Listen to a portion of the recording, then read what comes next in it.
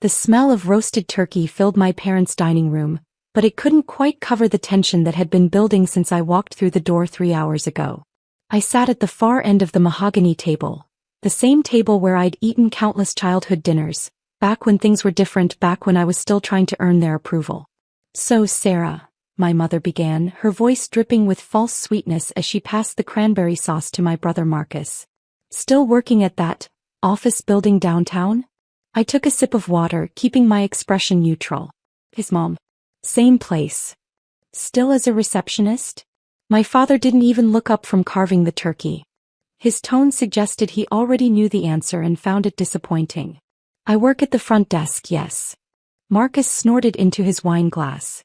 My sister-in-law Jennifer, who'd married into money and never let anyone forget it, placed a manicured hand on his arm, her diamond bracelet catching the chandelier light. "Oh, Marcus, be nice to your sister.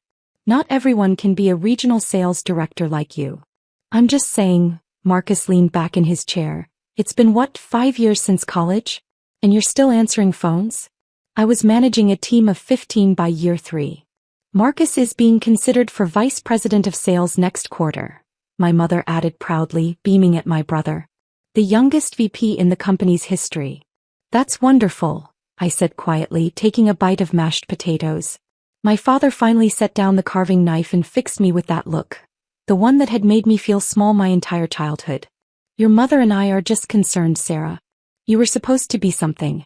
Top of your class in high school, full scholarship to State University. We thought you'd at least be managing something by now.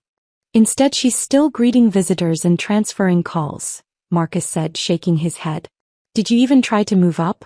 Or are you just comfortable being mediocre?" I cut another piece of turkey, chewing slowly. The key to these dinners was patience. Engagement only made things worse.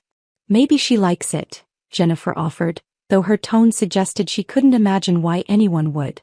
"Some people just aren't ambitious. They're content with simple jobs, simple lives." "Nothing wrong with honest work," my father said, though his expression contradicted his words. "But we raised you to excel, Sarah. To lead. And here you are, essentially doing what a high school graduate could do." My mother sighed dramatically. "I just don't know where we went wrong. Marcus is thriving, on track to make 6 figures before he's 35. And you're answering phones. The salary must be terrible too," Jennifer added, eyeing my simple black dress. Armani, though I'd removed the label, purchased during a business trip to Milan last month. "How much does a receptionist even make? 30,000? 35. Something like that," I murmured. Marcus laughed. "Sarah. I spend more than that on the lease for my BMW. How do you even live on that?" "I manage." "Do you still have that tiny apartment in the old part of downtown?" my mother asked. "The one with the outdated kitchen?" "I have a place downtown, yes. A penthouse, actually, occupying the entire top floor of one of the city's newest luxury buildings, with a view of the river that Architectural Digest had featured in their September issue. But they didn't need to know that." "Well," my father said, returning to his turkey with renewed vigor, "at least it's honest work, like I said. Better than being unemployed, I suppose." "Though barely," Marcus muttered. The dinner continued like this for another hour. Between bites of food, my family took turns dissecting my apparent failures. My mother lamented about what her book club friends must think. My father compared me unfavorably to his colleagues' children. Doctors, lawyers, consultants. Marcus shared anecdotes about his professional victories, each one punctuated with a not-so-subtle dig at my lack of ambition. Jennifer, perhaps trying to be kind in her own way, suggested I might consider going back to school. Maybe get an MBA? Though at your age and with your work history, I'm not sure how competitive you'd be for the good programs. "I appreciate the thought," I said. "You know what your problem is?" Marcus set down his fork, warming to his subject. "You are always too quiet. Too passive. In the business world, you need to be aggressive. Take what's yours. That's why I'm where I am and you're, well, where you are." "Marcus makes an excellent point," my father agreed. "You are always hiding behind books, avoiding confrontation. The real world doesn't reward that, Sarah. It rewards confidence. Assertiveness. Like when Marcus negotiated his last promotion," Jennifer said proudly. He walked right into the senior VP's office and demanded a raise and a better title. That's how you get ahead. My mother nodded vigorously. Exactly. You need to be more like your brother, Sarah. Stop being so content with mediocrity. I took another sip of water, letting the criticism wash over me like rain on glass. They had no idea. None of them did. And that was exactly how I needed it to stay, at least for now. The sad thing is, my father continued, you had so much potential. We invested so much in you. Private tutoring, leadership camps, that expensive college prep program. Also, you could answer phones and transfer calls. At least she shows up to work, Marcus said mockingly. That's something, right? Reliability? Even if there's no actual achievement to speak of. Jennifer patted my hand with false sympathy. Don't feel bad, Sarah. Not everyone is cut out for corporate success. Some people are just meant to be support staff. There's no shame in knowing your limitations. Though it would be nice if you'd at least found a husband by now, my mother added. Jennifer's sister is younger than you and she's already engaged to an orthodontist. A very successful orthodontist. Mom. I'm just saying, at your age and with your career situation, your options are getting limited. You can't afford to be picky. The conversation shifted to Marcus's latest sales numbers, which apparently had broken some kind of company record. My parents hung on every word, asking questions, offering congratulations, beaming with pride. This was their favorite child, their success story, the one who had fulfilled their expectations. I was the disappointment. The one they mentioned reluctantly to friends, if at all. The receptionist's daughter who'd somehow squandered her potential. Oh, my mother suddenly exclaimed. I almost forgot. Marcus, tell your sister about the new account you landed.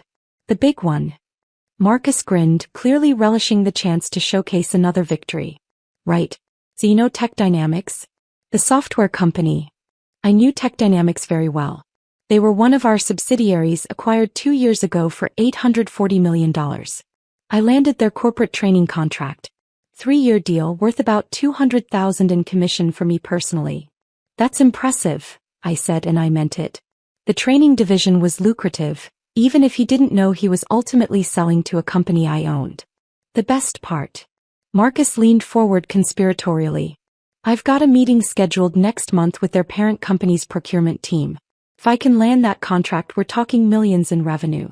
Could push me right into that VP slot. What's the parent company? I asked, though I obviously knew the answer. Meridian Holdings. You've probably never heard of them. They're pretty high-level corporate stuff. Way above Receptionist territory. He laughed at his own joke. But they own like 30 companies. Tech Dynamics, CloudServe Solutions, about a dozen others. If I can get my foot in that door, I'm set for life. My father raised his glass. To Marcus. The only one of our children who actually made something of himself. They all drank. I raised my glass politely, hiding my smile behind the rim. Marcus had no idea that his meeting next month was with my chief procurement officer, or that I'd personally have to approve any contract over $500,000. The irony was delicious. You should take notes, Sarah, Jennifer said. This is how you build a career. Strategic thinking. Long-term planning. Not just showing up and doing the bare minimum. Though honestly, my mother sighed, I don't know if Sarah has the capacity for that kind of strategic thinking. She's always been more simple. Straightforward. Nothing wrong with simple, my father said, though his tone suggested otherwise. The world needs receptionists too. Someone has to answer the phones. Marcus checked his Rolex, a gift to himself after his last big commission. Speaking of which, Sarah, what time do you have to be at work on Monday? 9:30? Must be nice having such relaxed hours. I usually arrive around 6:30, I said. He blinked. In the morning? But the office can't possibly open that early. I like to get a head start on the day. Jennifer laughed. A head start on what? Transferring calls? Setting up the coffee machine? Something like that. My mother shook her head sadly. All that education, all that potential, and you're arriving before dawn to answer phones. It's just tragic, really. The dinner dragged on. Dessert was served. My mother's famous apple pie, which somehow tasted more bitter than usual. The conversation eventually shifted away from my failures to other topics. My parents' upcoming cruise, Jennifer's new interior designer, the housing market in their gated community. I was mostly forgotten, which was fine. I checked my watch discreetly. It was nearly 8 o'clock. With any luck, I could make my excuses and leave soon. Before you go, my father said as if reading my mind, your mother and I wanted to talk to you about something. Here it comes, I thought. The intervention. The tough love conversation about my life choices. We're worried about you, sweetheart, my mother began, her voice saccharine with false concern. Living alone, working that dead-end job, no prospects for advancement or marriage. It's not the life we envisioned for you. So we've decided to help, my father announced. We've spoken with some colleagues. There might be an opportunity for you at Marcus's company. Marcus straightened in his chair. Right. We have an opening in our customer service department. It's still entry-level and the pay isn't much better than what you're making now, but at least you'd be at a reputable company. Something you could build on. You'd be answering phones there too, Jennifer added helpfully, but at least it would be for a company people have heard of. Looks better on a resume. We'd put in a good word for you, Marcus continued. Tell them you're reliable, punctual. With my position, my recommendation would carry weight. You'd probably get the job. My mother clasped her hands together. Wouldn't that be wonderful? You and Marcus working at the same company. He could mentor you, help you finally get your career on track. I set down my napkin carefully. That's very generous, but I'm happy where I am. Happy? My father's voice rose. How can you be happy wasting your life? We're offering you a chance. A real chance. To finally make something of yourself, and you're going to throw it away out of stubbornness. I'm not being stubborn. I'm simply what? Content with mediocrity? Marcus leaned back, shaking his head. This is your problem, Sarah. No ambition. No drive. We're literally handing you an opportunity to improve your life and you can't even see it. I appreciate the offer. Appreciate it? My mother's voice cracked with emotion. We're trying to save you from yourself. Do you want to be a receptionist forever? Do you want to end up alone, struggling financially with nothing to show for your life? Mom, I'm doing fine. You're 32 years old answering phones, she nearly shouted. That is not fine. That is not what we raised you to be. The table fell silent. My mother's outburst hung in the air like smoke. Jennifer looked uncomfortable. Marcus looked vindicated. My father just looked disappointed, which was somehow worse. I think, I said quietly, standing up, I should go. Of course you should, my father said coldly. Run away. That's what you do, isn't it? Avoid difficult conversations. Avoid confronting your failures. I'm not running away. I just think this conversation has run its course. Wait, Marcus said, and something in his tone made me pause. He pulled out his phone, smirking. Before you go, I have to show you something. You know how I mentioned that meeting with Meridian Holdings' procurement team? Yes. I did some research on the company. Very secretive, very private. But I found something interesting. He turned his phone toward me, displaying a professional headshot from some business publication. This is their CEO. Started the company 10 years ago, built it into $1 billion empire. Pretty impressive. The photo showed a woman in her early 30s, dark hair, confident smile. Professional. Polished. Successful. The woman was me. Anyway, Marcus continued, not even looking at the photo closely. Point is, this is the kind of person who actually made something of themselves. Started from nothing, built an empire. That's real success. That's what you could have been if you'd actually tried. I stared at the photo of myself on his phone. The irony was almost too much. Here was my brother, using me as an example of success to mock me for my failures, without even recognizing that the successful CEO and his receptionist sister were the same person. She's impressive, I managed to say. Right. Marcus pocketed his phone. That's ambition. That's drive. Meanwhile, you're answering phones in one of her buildings and calling it a career. If only he knew that he was technically my employee, that his company had a contract with one of my subsidiaries, that his upcoming big meeting was ultimately under my purview. But I said nothing.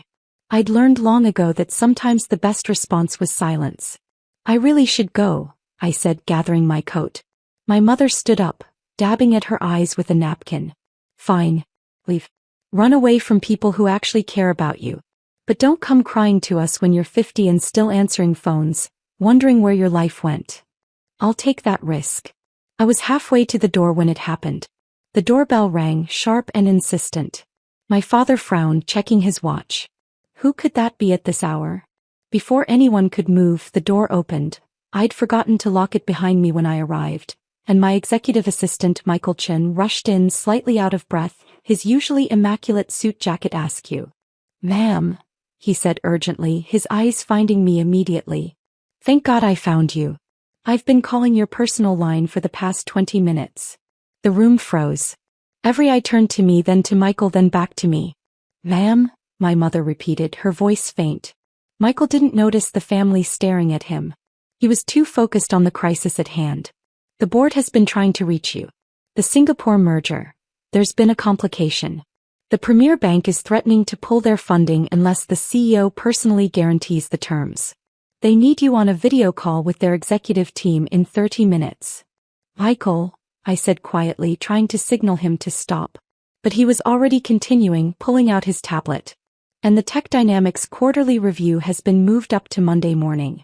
The division heads need your approval on the Q4 projections before the market opens. Plus, the Wall Street Journal is still waiting for your comment on the CloudServe acquisition. They're running the story tomorrow morning with or without your statement." Marcus had gone pale. "Division heads?" Michael finally seemed to notice the audience, his eyes widening slightly as he took in the scene. The dinner table, my family's shocked expressions, the tension in the room. "I apologize for interrupting your evening," he said more formally now. "But the Singapore deal is time-sensitive and—" "Who are you?" my father demanded. Michael straightened, falling into his professional demeanor. "Michael Chen, executive assistant to Sarah Mitchell, CEO of Meridian Holdings." He said it matter-of-factly, as if it were the most obvious thing in the world. The silence that followed was deafening. Jennifer's wine glass slipped from her fingers, shattering on the hardwood floor. No one moved to clean it up. My mother grabbed the edge of the table for support. "CO." Marcus's face had gone from pale to gray. His hand slowly reached for his phone. The phone where, moments ago, he'd shown me a photo of myself without recognizing me. "There must be some mistake," my father said, but his voice lacked conviction. Michael looked at me, confused by the family's reaction. "Ma'am?" "The Singapore call." I sighed, pulling out my own phone. "Tell the board I'll be on the call in 15 minutes. Send my apologies to Premier Bank's team for the delay. As for the journal, send them the standard statement. We're pleased with the CloudServe integration and expect it to strengthen our cloud services division significantly." "Yes, ma'am." Michael was already typing notes on his tablet. "Should I have the car wait for you?" "Please, Michael. Next time maybe call ahead before rushing into family dinners." A ghost of a smile crossed his face. "Noted, ma'am. I'll be in the car."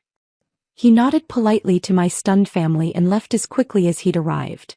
The door clicked shut. The silence returned, heavier than before.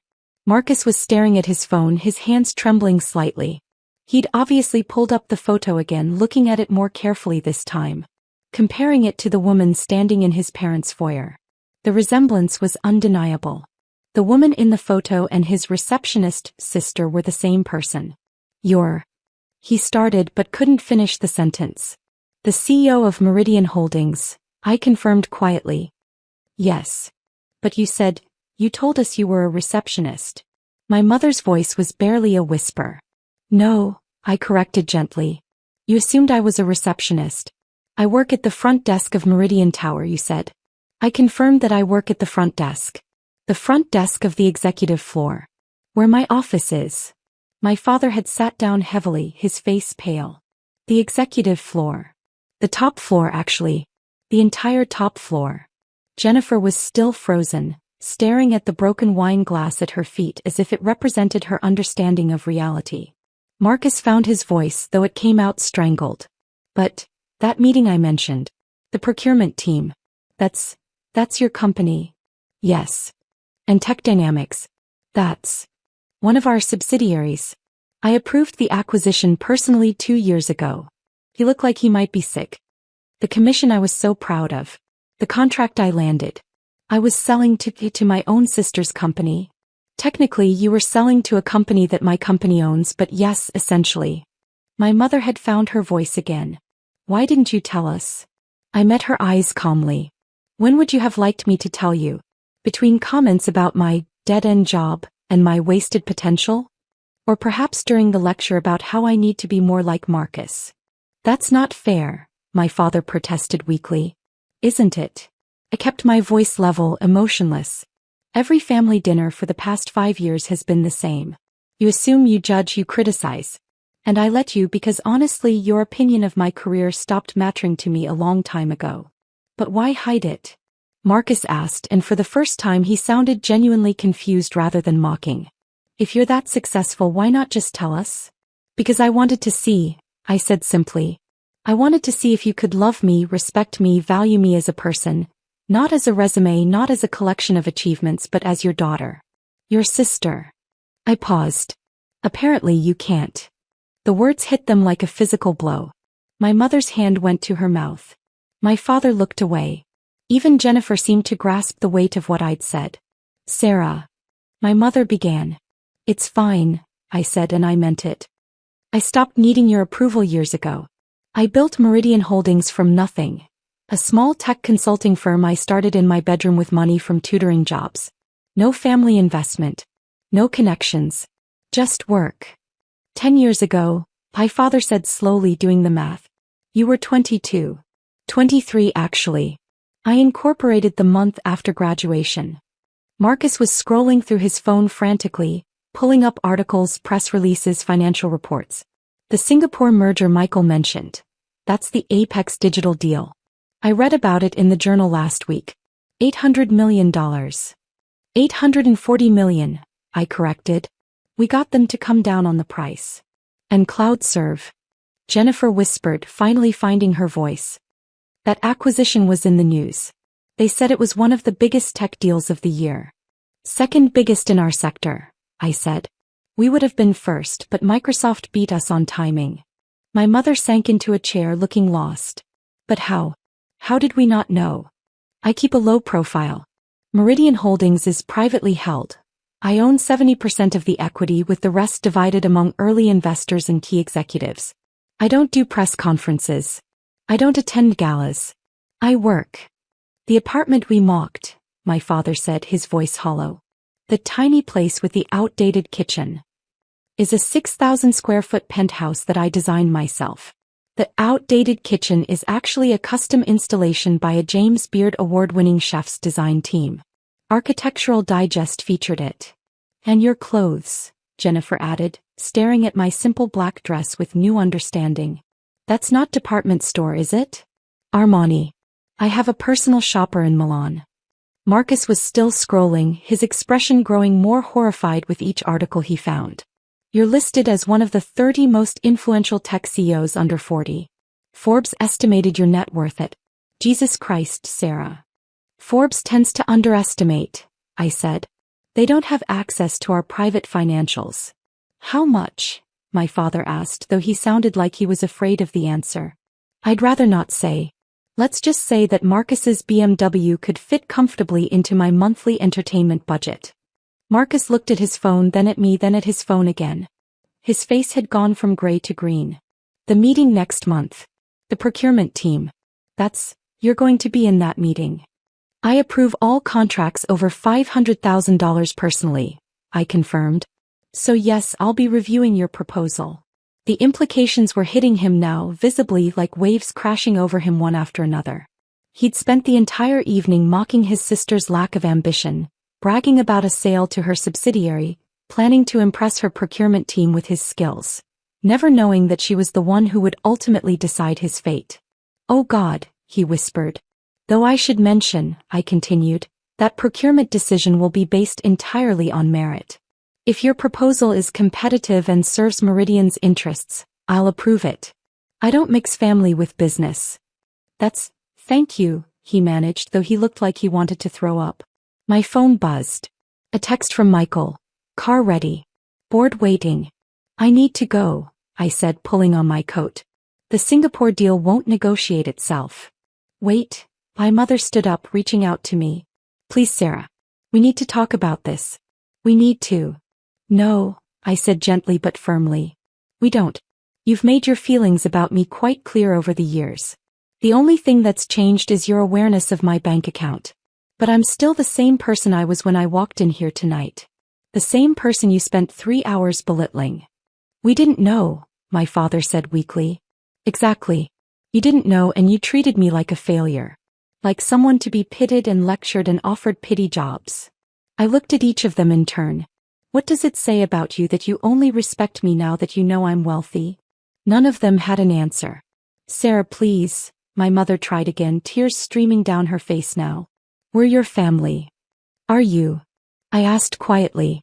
Because family should support each other unconditionally. Family should see value in each other beyond professional accomplishments and social status. Family should love each other for who they are, not what they've achieved. We do love you, she insisted. Do you? Or do you love the idea of having a successful daughter? Because those are very different things. I walked to the door, then paused, looking back at them one last time. They looked smaller somehow, diminished. Marcus had his head in his hands. Jennifer was crying silently. My parents looked lost, adrift, as if the foundation of their understanding had crumbled beneath them. For what it's worth, I said, I didn't do this for revenge. I didn't hide my success to hurt you or teach you a lesson. I did it because I wanted to build something that was mine, free from your expectations and judgments. I wanted to succeed or fail on my own terms. And you succeeded, my father said, his voice cracking. Beyond anything we could have imagined. Yes, I did. I opened the door, letting in the cold December air. Merry Christmas. I left them there, in that dining room that had been the site of so many disappointing family dinners, so many lectures about my failures and my brother's successes. I left them with their assumptions shattered and their smugness turned to ash. Michael was waiting by the car, holding the door open. Everything all right, ma'am? Fine, I said, sliding into the back seat. Let's focus on Singapore. What's the latest from Premier Bank? As the car pulled away from my parents' house, I saw them through the window, still frozen in the dining room, still processing, still trying to understand how they'd gotten everything so wrong. My phone buzzed with messages. The board probably, or Michael sending briefing documents for the call. But there was one message that stood out, from Marcus. I don't know what to say. I'm so sorry. For everything. I stared at the message for a long moment, then set my phone aside without responding. Sorry wasn't enough. Sorry didn't erase 5 years of condescension and mockery. Sorry didn't undo the countless dinners where they'd made me feel worthless. Sorry was just a word, and words were cheap. The car merged onto the highway, carrying me back toward the city, toward Meridian Tower, toward the life I'd built with my own hands and my own mind. The life my family had never bothered to ask about, never thought to investigate, never considered possible. In the morning, I'd handle the Singapore merger. I'd review Marcus's proposal with complete objectivity as I'd promised. I'd give my statement to the Wall Street Journal. I'd run my billion-dollar company with the same quiet competence that had built it in the first place. And my family would have to reconcile themselves to the truth, that their disappointing daughter had been extraordinary all along, achieving more in a decade than they'd ever imagined possible. They just hadn't bothered to look. Michael handed me a tablet with the briefing materials for Singapore. The Premier Bank team is very eager to speak with you directly, ma'am. They've heard of your negotiation skills. Have they? I allowed myself a small smile. Apparently you have quite a reputation in international finance circles. They called you formidable but fair. Formidable but fair. I liked that better than receptionist, certainly better than disappointing. As the city lights grew brighter ahead of us, I thought about my family, probably still sitting in that dining room, probably still trying to process what had happened. Part of me, a small part, the part that remembered being a little girl seeking her parents' approval, felt something like sympathy for them. But the larger part, the part that had endured years of their dismissal and condescension, felt nothing but relief. Relief that I no longer needed their approval. Relief that I'd proven, at least to myself, that I was capable of extraordinary things. Relief that I was finally, completely free. My phone buzzed again. Another message from Marcus. You're meeting next month. I'll understand if you reject my proposal. I deserve it. I thought about responding, about telling him that business was business, that I wouldn't punish him professionally for personal failings. But I decided to let him stew a little longer. Let him spend the next month wondering, worrying, second-guessing every assumption he'd ever made about me. It wasn't revenge exactly. It was just letting him sit with the consequences of his actions. Letting him understand what it felt like to be judged, to be found wanting, to be uncertain of his value. The same way I'd felt for 5 years of family dinners. Ma'am. Michael's voice pulled me from my thoughts. We're approaching the tower. The board is standing by. I straightened my Armani dress, pulled up the briefing materials and shifted mental gears from family drama to international finance. This was what I did. This was who I was. Not a receptionist. Not a disappointment. Not a failure. Sarah Mitchell. Builder of empires. Answerer of phones technically, but only when those phones were direct lines to billion-dollar deals. The car pulled into Meridian Tower's private garage. Through the window I could see my building rising into the night sky, all glass and steel and ambition made manifest. Every floor represented hours of work, smart decisions, calculated risks. Every window represented people, employees, partners, clients, who valued my leadership, my vision, my competence. My family had spent years looking at me and seeing nothing but wasted potential. They'd been looking at a billion-dollar empire and calling it a failure. The joke ultimately was on them. Michael opened the car door. Ready, ma'am. I stepped out into the cool garage air, my heels clicking on the concrete with satisfying authority. Ready, I said. And I was. Ready for Singapore. Ready for the week ahead. Ready for whatever came next. Ready for the life I'd built, brick by brick, success by success, all while my family looked right through me.